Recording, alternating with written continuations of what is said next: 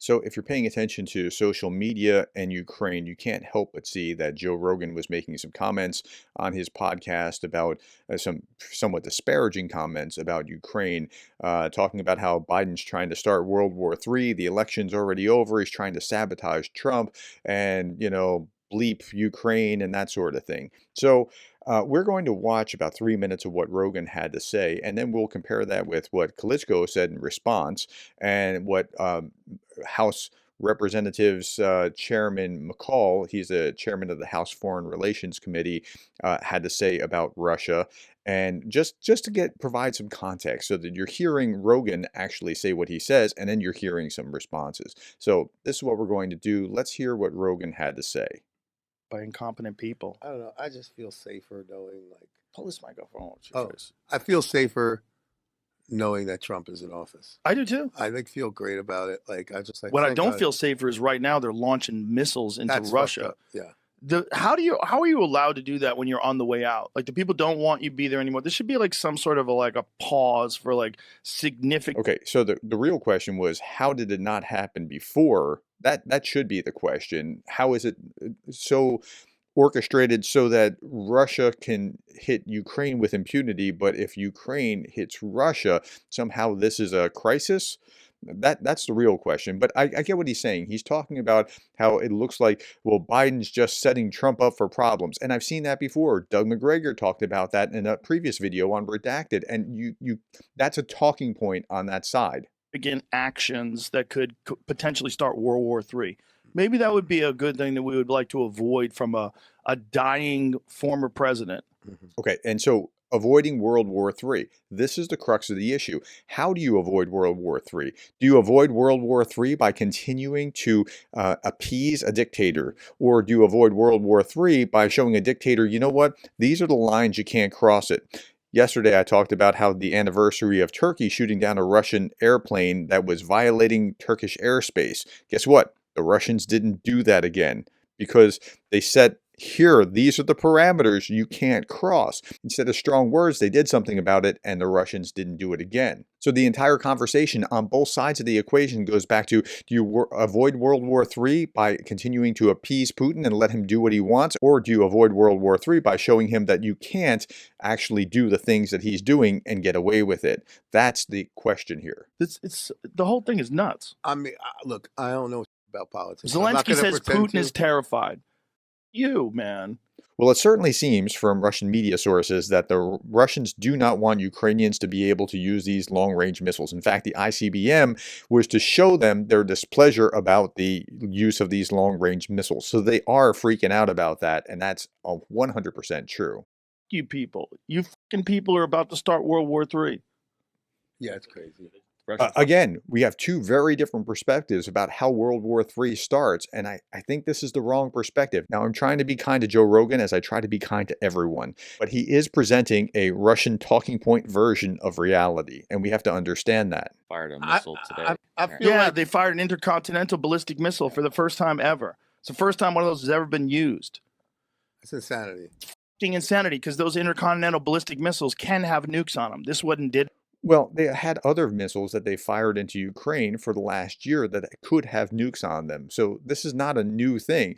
The ICBM was simply a larger missile, and Putin meant to get the effect that he's getting from Joe Rogan right here by doing that. But if it does, the whole world changes. And it changes because of the military-industrial complex, and it changes because of the money that's going to Ukraine, and it changes because the outgoing president or whoever the fuck is actually running the country has decided to do something insane. Actually, I would argue that it changes because we didn't do enough over the last 1,000 days to actually back Russia up and keep them from subverting international order. Insane. And we're all sitting there watching it, and people are cheering it on. CNN was saying, like, finally, see what their headline was about Zelensky about Biden giving Zelensky the ability to use long-range missiles. U.S. made long-range. It's not like nobody knows where they came from. It's not like nobody knows we've been funding this. It's a proxy war. The whole thing is fucking insane. Well, what's been insane is not backing the dictator up. It's allowing him to do that in a place that's critical that could spill into World War III if we're not careful. And the approach that we have had to fund Ukrainians with this drip feed so that they don't lose, but that they can't prevail, has been the wrong approach. It's insane. Come to the negotiation table, sit down, work this out, stop killing everybody. U.S. Okay, so this negotiating table thing is really interesting. So if a robber breaks into your house and he steals stuff from your house, and you say, "Well, let's have a negotiation," and the robber says, "No, I want to keep the playroom and the den, and you can have the rest of it." Are you gonna make that kinda deal? Are you gonna let them have the playroom where your children are and the den where your TV and couches are? Is that a fair is that the kind of negotiation? Or do you compel them to be either out of the house or arrested? You know the answer, but this negotiation talk is exactly what the Russian talking points want it to be, that, "Well, we need to have peace, but only on these terms." Okay. allows Ukraine to use long-range missiles. So what did they say? Someone had said that, like, CNN was saying that it was a good thing, which I think is how has the left gone so far crazy that they think it's a good thing to launch missiles? Just That's what's scary about life, is like you don't want to pay attention to that. You just want to live your life. You want to just be carefree and have fun and do the thing that you're passionate about. And meanwhile, the world is burning. And you you're just can't do hoping it anything doesn't about it. get It's to like you. at that. So that was actually really profound that he said that. He just wants to live his life. He just wants to, like, the world's burning, but you just want to, like, go on with your life without this. But you can't, because if this kicks off, then it's going to be far, far worse. So with all that being said, let's go on and look at Vitaly Klitschko, the mayor of Kyiv, who's under regular bombardment from Russia, what he had to say about this. And Joe Rogan was saying, "Does this make sense to anyone, or just an attempt to get on the podcast?" Okay, this was Klitschko's response. Joe Rogan, I listened to your latest podcast. I'm sending you this video to let you know that I disagree. You talk about these American weapons being sent to Ukraine, which you believe will lead to the Third World War. So, let me tell you that you're repeating Russian propaganda. Putin's Russia. And he really is. I've seen it and seen it and seen it. He's repeating Russian talking points. Joe Rogan was, again and again and again, without even really meaning to. Like, he's just processing what makes sense to him with what he has heard. But the things that he has heard has led him to that conclusion. Again, is it this way to stop World War III, or that way to stop World War III? And he's chosen a way in his mind that lines up with Russian propaganda. Is in trouble. So they want to scare you and people like you. His war was supposed to last 3 days. It has lasted 3 years, thanks to the heroism and sacrifice of us Ukrainians. So you're using the only weapon that Putin really intends to use, propaganda. And this weapon really weakens our democracies. Putin's Russia wants to destroy Ukraine quietly. They want America to stay quiet, not great, but quiet. A great America is not an America that abandons countries that defend freedom with their lives. In short, you see, I have quite a few points of difference. If you invite me on your podcast, we could discuss them like free men. Okay, and that's a good point. They can't actually talk about it. He hasn't provided the other side. Like Joe Rogan claims to be all about free speech. Hear the other side. Hear the talking points from the other side, rather than just be one-sided. And if he does, that would be to his credit. Now let's hear what Representative McCall has to say about what's happening in the world. You can't just put your head in the sand. You have to understand the bigger picture. This is the chairman of the House Foreign Relations Committee. Against what is becoming now, between Russia, China, Iran, North Korea, a very formidable adversary alliance, of the unholy alliance that I call. Thank you. You know, you don't need to just point to the past. Just remind those who don't understand our interests here that every day Putin or someone seen in Moscow describes the U.S. as Russia's principal adversary and act that way. So if Putin is calling America Russia's principal adversary, Joe, what do you think about that? I mean, he thinks you're the enemy. You can't just put your head in the sand. You've got to understand that he may be coming for you. Russia succeeded, Putin succeeded in Ukraine. You talked about in terms of Europe. But you've mentioned, Fred mentioned, and anyone who could look at the geopolitical scene understands, we do face increasing cooperation by our four foes, right? Russia, China, North Korea, and Iran. Some people argue that China is our most dangerous adversary, and therefore we should direct all of our geopolitical efforts to the Western Pacific. However, the leaders of Taiwan, Japan, and South Korea say, if we want to deter a Chinese attack on Taiwan, make sure Putin loses in Ukraine. How do you see this? Well, I mean, don't take my word for it. I met with the Japanese ambassador from Japan and the National Security Advisor. Every Asian country I talked to, whether it be Japan, South Korea, Philippines, Australia, the Indo-Pacific region, they all see it the same way, that what happens in Ukraine impacts Chairman Xi's calculus as to whether he will invade Taiwan. I do think China is the greater threat, the great power competition, AI warfare.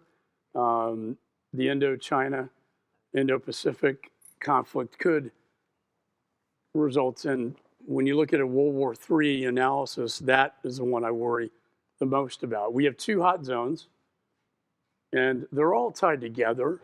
You can't separate the Ayatollah from Putin. Putin invited Hamas to the Kremlin right after October the 7th. The alliance between Xi and Putin is clear. North Korea has now sent 10,000 troops into the conflict. So all these four dictators, we don't choose our enemies, they choose us.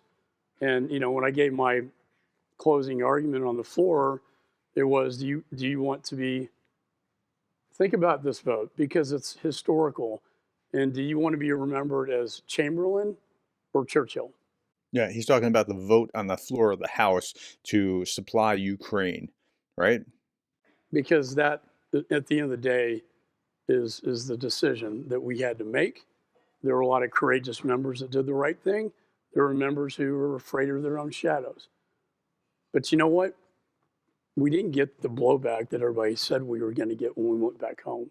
In fact, I had more people say thank you for standing up against Putin and what he's trying to do. And so I don't know if that answered all of your question. But again, I view them all in this together. You really can't separate them. You can't say, gee, I'm against communist China, but I kind of like Putin and Russia. Yeah, that's just a non-starter. That's not going to work. But that is kind of how those on that side of the spectrum seem to think it's going to be able to work. And I don't think that Putin and Xi and the Ayatollah and Kim are thinking that way at all. They see us as an enemy. Because they're allies. You're right. And some folks who oppose our policy of supporting Ukraine are all in for supporting Israel, which is good, but then they deny the connection between Russia and Iran. And of course, when the Israeli forces went into southern Lebanon, they found huge stocks of Russian weapons controlled by Hezbollah. Okay. That's right. It's all interconnected. Okay. So last little bit I want to show you is this. Jake Bro put this out here. This is from a Wikipedia page. Why die for Danzig? Why die for Danzig? This was a pro-appeasement, anti-war French political slogan created on the eve of World War II, coined by fascist sympathizer writer Marcel Diet. Okay, Jake Bro. Why die for Ukraine? It's not worth risking World War III and nuclear Armageddon. Just give Russia everything they want. Cowards in America right now are repeating history without even knowing it. Why die for Danzig, or why die for Poland, is a slogan that the fascist sympathizers repeated over and over after Hitler invaded Poland to start World War II. Dictators do not give democracies choice sometimes. Yeah, sometimes if they want to fight and you don't, gotta fight. But we're not even fighting. We're just supplying weapons and letting the Ukrainians fight. Supply them everything that they need so they can fight. It sucks, but appeasing the Russians today will just make them stronger by the time that they invade the next country on their list. Stopping the Russians today in Ukraine is the best option that will save the most lives and prevent World War III. So this is the opposite view, how to prevent World War III compared to how Joe Rogan thinks that we should prevent World War III. Okay, folks, now I tried to be fair to Joe Rogan as possible in what he was saying and why he was saying it. If you think I was unfair or you think I didn't go far enough, put that in the comments below. Thank you for your time. Thank you for the likes, the shares, the subscribes, and thank you for being the kind of person that cares about Ukraine.